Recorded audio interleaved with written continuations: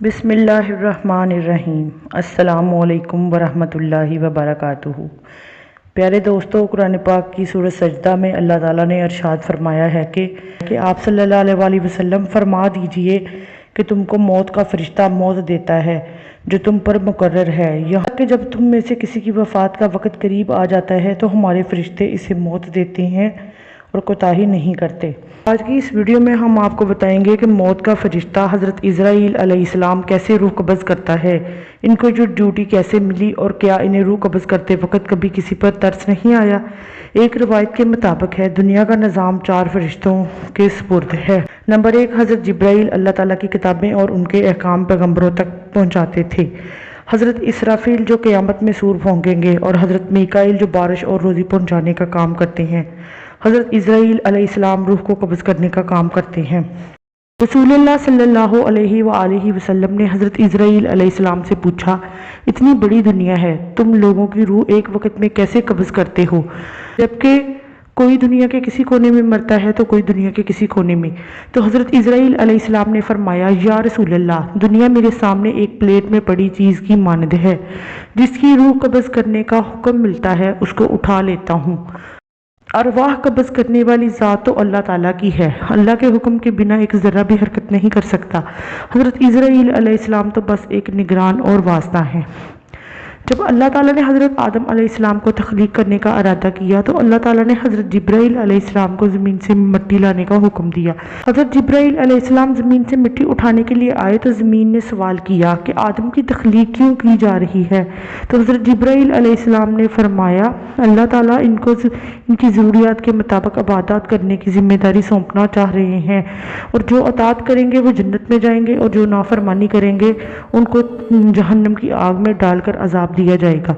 یہ جواب سنتے ہی زمین نے خدا کے حق کی قسم دی اور کہا کہ میں اللہ تعالیٰ کے عذاب کی طاقت نہیں رکھتی، مجھ سے مٹی نہ لے کر جاؤ۔ حضرت جبرائیل علیہ السلام مٹی لیے بغیر اللہ تعالیٰ کے پاس واپس چلے گئے اور فرمایا کہ یا اللہ پاک، زمین نے مجھے تیری عزت اور بزرگی کی قسم دی ہے، اس لیے میں زمین سے مٹی نہیں اٹھا پایا۔ تو اس کے بعد اللہ تعالیٰ نے حضرت میکائیل علیہ السلام کے سپرد یہی کام کیا اور انہیں زمین سے مٹی لانے کا حکم دیا۔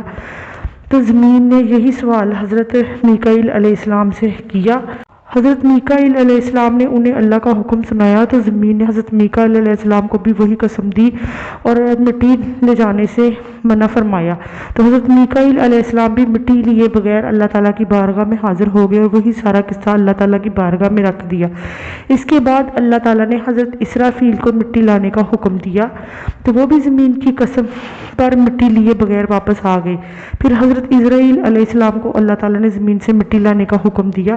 جب حضرت عزرائیل علیہ السلام زمین سے مٹی اٹھانے لگے تو زمین نے حضرت عزرائیل علیہ السلام کو بھی اللہ پاک کی بہت ہی قسمیں دی اور کہا کہ مٹی نہ لے جائیں، مگر حضرت عزرائیل علیہ السلام نے فرمایا کہ اللہ پاک کا حکم تیری آہوزاری سے زیادہ اہمیت کا حامل ہے، اس لیے میں اپنے اللہ کے حکم کو پورا کروں گا۔ حضرت عزرائیل نے زمین کے مختلف مقامات سے مٹی اٹھائی اور اللہ کی بارگاہ میں حاضر ہو گئے۔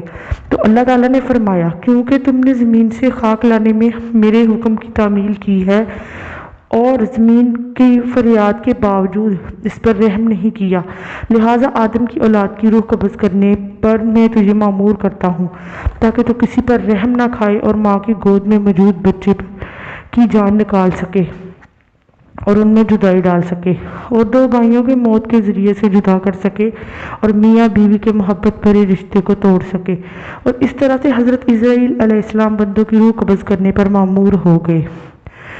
بہشتی زیور میں ایک واقعہ موجود ہے جس میں اللہ تعالیٰ نے حضرت عزرائیل علیہ السلام سے پوچھا کہ بتا، کیا تجھ کو کبھی کسی بندے کی روح قبض کرتے وقت رحم نہیں آیا؟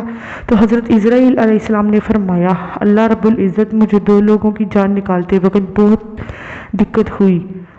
اللہ تعالیٰ نے فرمایا، تو وہ 2 لوگ کون تھے؟ تو حضرت عزرائیل علیہ السلام نے فرمایا، ایک تو وہ بچہ تھا جو ابھی پیدا ہوا تھا اور جہاز کے ایک تختے پر اپنی ماں کے ساتھ بے یار و مددگار سمندر کی لہروں میں تیرتا چلا جا رہا تھا۔ اس وقت اس کی ماں کے سوا اس کا کوئی اور سہارا نہیں تھا۔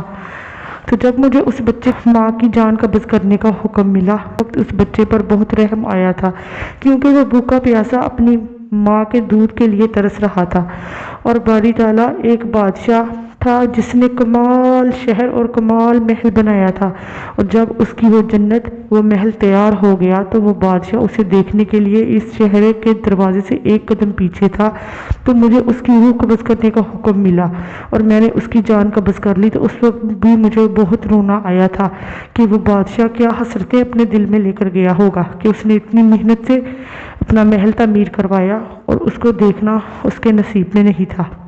اللہ تعالیٰ نے فرمایا، اے اسرائیل جان لو کہ تمہیں ایک ہی شخص پر 2 بار رحم آیا، وہ شخص 2 نہیں ایک ہی تھا، وہی بچہ شداد تھا جس کو ہم نے سمندر کی تیزتند لہروں میں بے بسی کی حالت میں محفوظ رکھا اور اس کی عظمت کو دنیا کی بلندیوں تک پہنچایا، مگر جب وہ اپنے دنیاوی مرتبے تک پہنچا اور ہماری تابعداری سے منہ موڑا اور تکبر کرنے لگا تو اپنی سزا کو پہنچ گیا۔ تو ناظرین، آج کی ہماری ویڈیو آپ کو کیسی لگی کمنٹ میں ضرور بتائیے گا۔ ویڈیو اچھی لگی ہو تو پلیز شیئر کیجیے گا، چینل کو سبسکرائب کیجیے گا۔ شکریہ۔